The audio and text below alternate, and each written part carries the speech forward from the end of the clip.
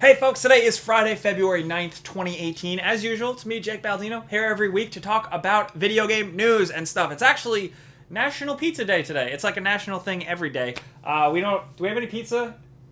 I got pizza bagels. No, that doesn't count. It's early. We don't have pizza, so You here. can have pizza bagels anytime. It says it in the commercial. I could fuck up a pizza bagel real bad. It says it in the commercial. Pizza in the morning. Pizza in the evening, pizza at supper time, yeah. Because when you have pizza on a bagel, you can have Pizza anytime, yep. Regardless, we gotta talk about some video game news. Pardon the difference here. We're still in between places. This should be the last week, actually, before we move. But let's get right into it, starting off with some new news about a massive wave of ban against cheaters. I don't know if you guys remember, a few months ago, we spoke about a huge, massive ban at once. And once again, it's the same thing this time, hitting PUBG. BattleEye has reported that over the course of January, they have banned 1,500,000 players. That is a lot of cheaters. I understand that PUBG is a massively played game, so the ratio is going to be higher just because so many people are playing to begin with. But that's a lot of people, man. There is widespread cheating, a lot of it overseas because there is a cheating economy where people are using cheats to grind for those items and sell them for lots of money. And that's an unfortunate side effect of this economy with PUBG. So hopefully things change a little bit, because that's probably one of the biggest complaints most of us have about the game right now are the cheaters. And the fact that they're cheating not just to cheat to troll, but to cheat to profit, essentially, kind of sucks even more. But it is nice to see at least we're getting a report of cheaters actively being banned. They know they have more work to do. They have acknowledged it. But at the very least, something is happening, and I think that's good. Next up, we have to talk about some unexpected news. We got to talk about Toad for a second. This is a big deal. I know we talked about Toad last week. This is a big deal, though. How do I even talk about this? Super Mario Odyssey's producer went on record answering fan questions about the game, revealing little things here and there about the unexpected rise of the excitement of Mario's nipples being revealed in the game. Hell yeah. But the producer also answered a question regarding Toad and whether or not the mushroom tip, would you call it? What would you call it? Don't say mushroom tip. The mushroom, the top of his thing, is not a hat, it is part of his head. That's bullshit. He takes his hat off in the Super Show. That doesn't count. It's not canon. Falls. It's not canon. So this has been a debate with Mario and Nintendo fans for years and years.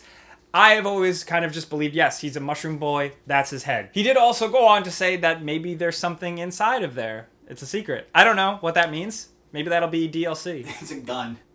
But in some other news that is pretty topical, let's talk about Bluepoint Games. Bluepoint Games, for those of you that don't know, are the guys behind remastering and remaking a lot of games. Most recently, they did the Uncharted Nathan Drake collection and the Shadow of Colossus remake, which is out right now, which I will say is pretty damn awesome. If you didn't see the before you buy, check it out. But they're in the news again this week, not because of the release of the game, but because they're hiring for a new project. And the actual job posting cited something pretty interesting. The statement says, and I quote, "The Bluepoint team is preparing for our next remake of a classic. Want to be part of creating something special? A game millions of gamers are eagerly anticipating?" So, of course, speculation runs rampant with something like that. What are they making? The fact that they usually seem to, lately, be working with Sony properties leads me to think of a lot of things. Siphon Filter. Siphon Filter, I don't know why that was the first thing that we thought of. Yeah, if they do Jack and Daxter or something, I would be very happy about that. And Cool Borders. What if they did Cool Borders? Hell yeah, Cool Borders. Whoa. That's all we have right now. All we can do is speculate and have fun, so I definitely want to pass that on to you guys. If they are working on specifically maybe something Sony related, a big old classic game that they are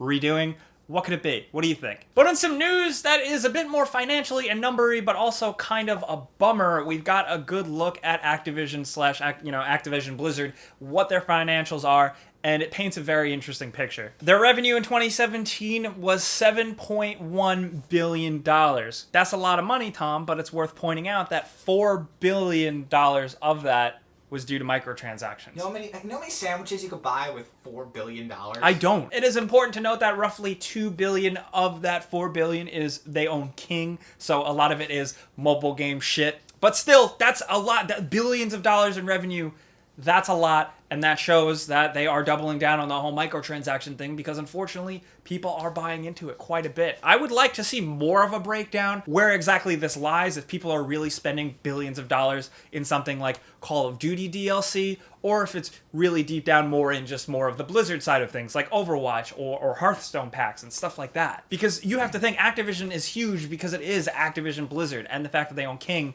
that's a lot of money coming in from all different ways. So it's not all just revenue from console game microtransactions. That is definitely a chunk of it, but there's a lot of it from other sources, which are, I guess, that jam up the average gamer a bit less. I don't know. Another interesting thing, if you are into numbers, that's worth pointing out with this is the fact that last year, 48% of the revenue in mobile gaming was generated by 0.19% of users. So that is definitely concerning. I do want to say, like, you know, the $4 billion isn't all just from DLC, so that's worth noting. But still here, this does show a trend, and that this could possibly be around for a while. I think if people keep voicing their concerns like we have done with Battlefront 2 and stuff like that, things will change for the better, but still, I don't know what the future holds for this. What do you guys think? But in some other news, something that I thought was an interesting read was during the making of Horizon Zero Dawn, apparently they had a working prototype for a co-op mode, and apparently this was a foundation of the game for a while. In the development process, apparently they realized at a point that spending resources on co-op meant they would only really actually have 50% of the stuff in the game that they wanted, so they decided to just focus on the single player experience alone,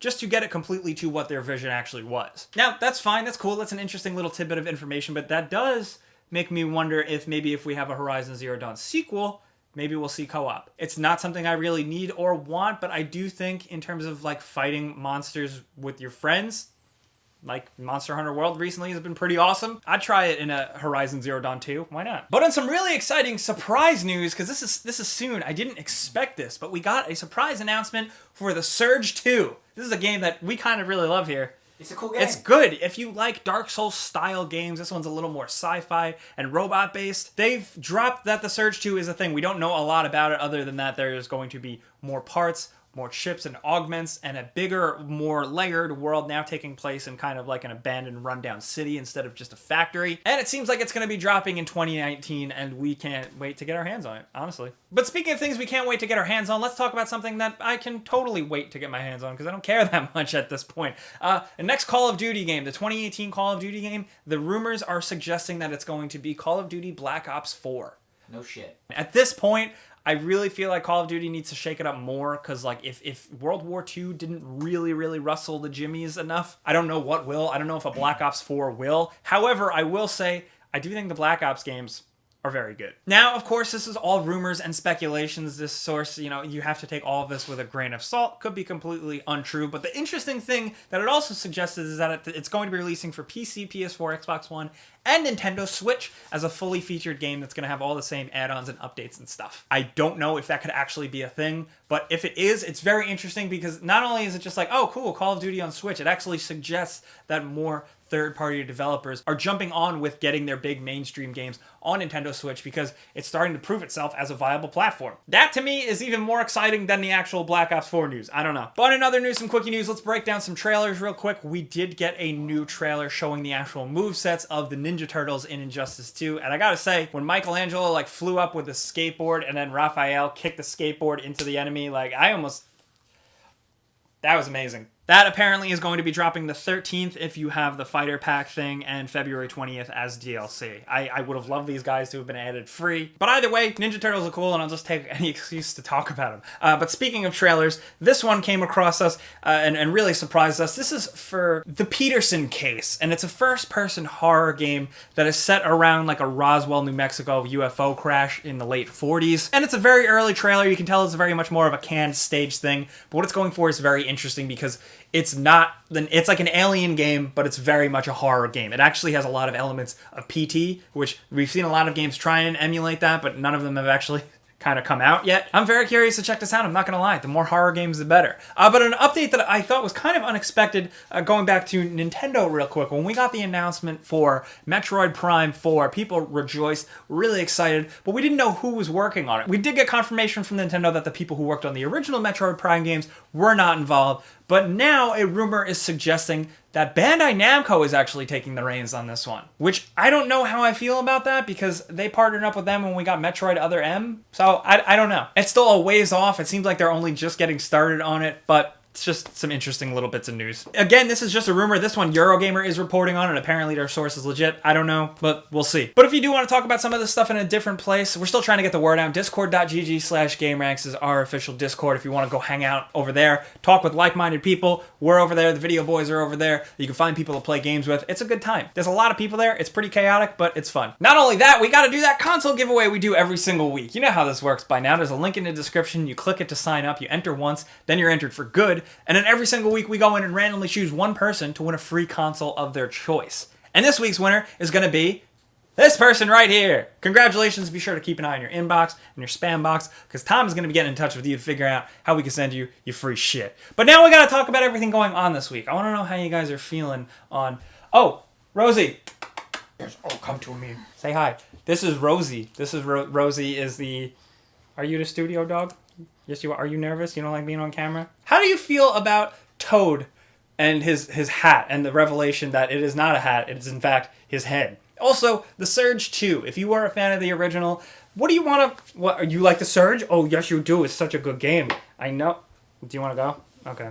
Alright, fine. Alright. Bye. And like I asked before, what do you think Bluepoint's next game, remake, remaster is going to be? Also, in terms of cheaters, with 1 million players being banned from PUBG once again, you think that's enough? What else do you want to see done to that game to prevent cheaters? Also, how do you feel about Activision's whole revenue thing? That is a lot of money. Do you think that's a step in the wrong direction? On the one hand, I guess it's nice to see that the video game industry isn't dying, but... I don't know. Let's talk about any of this stuff down in the comments in Discord. We'll be talking to you guys over there. You know by now, you got anything else for me, hit me up on Twitter, Facebook, and Instagram at Jake Baldino as well. But as always, thank you guys so much for coming around and watching us and clicking the like button. We do appreciate it now. 4 million subscribers. This is insane. Thank you for coming around every Friday. You know, it's National Pizza Day, so I'm Jake Baldino. Thanks for watching. We'll see you guys next time. Pizza is on me. It's not still. Like, I can't actually send it to you through the... But you know what I mean.